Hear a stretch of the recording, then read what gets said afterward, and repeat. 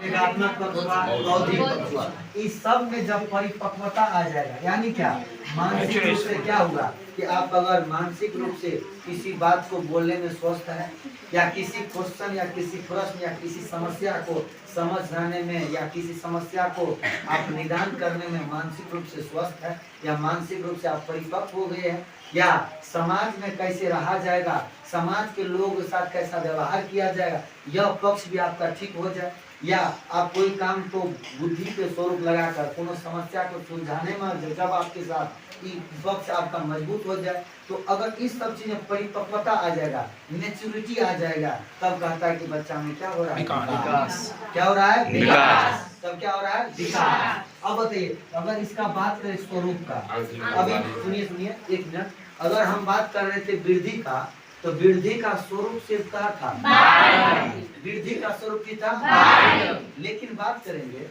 कि विकास का स्वरूप कैसा होगा, क्योंकि एग्जाम्पल पिक कर रहे हैं, तब आप लोग अपने बता देंगे।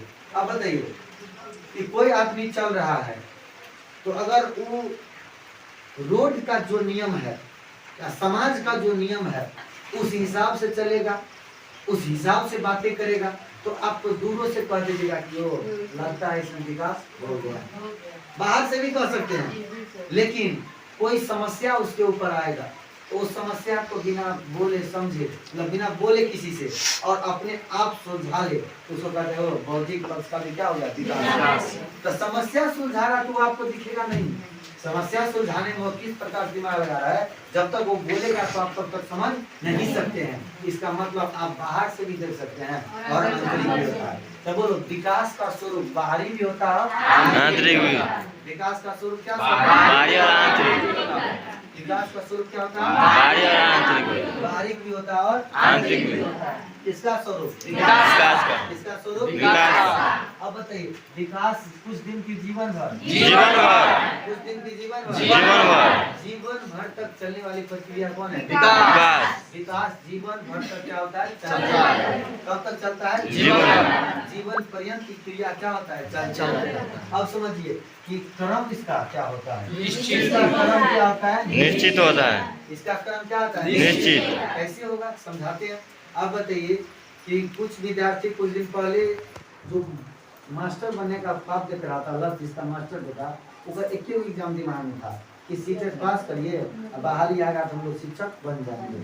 लेकिन अब बताइए, आप लोग तो मन में पहले से सेट है ना कि अगला बाद एक और है, पहले सेट हो गया है, तो आप अपने मस्तिष्क को उस हिसाब से लेकर चल रहे हैं कि सीटेट निकालने के बाद बीपीएससी निकालना पड़ेगा, तब क्या बनेंगे, शिक्षक।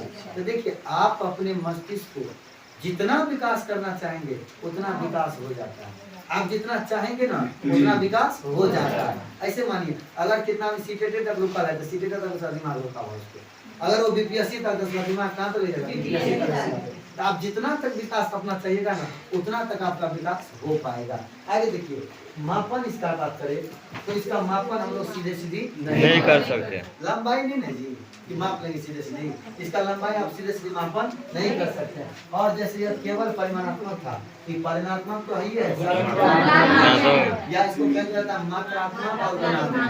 क्वेश्चन में आपको मिलेगा मात्रात्मक एवं गुणात्मक दोनों होता है। तो बोले विकास का क्या होता है, मात्रात्मक गुणात्मक दोनों होता है। विकास का होता है मात्रात्मक एवं गुणात्मक दोनों होता है। और विकास वृद्धि के बिना भी क्या है, विकास जो होता है वृद्धि के बिना भी क्या है, संभव है। चलिए एक एग्जांपल लेते हैं जिससे आपको आसानी से क्या हो जाए, समझ में आ जाए।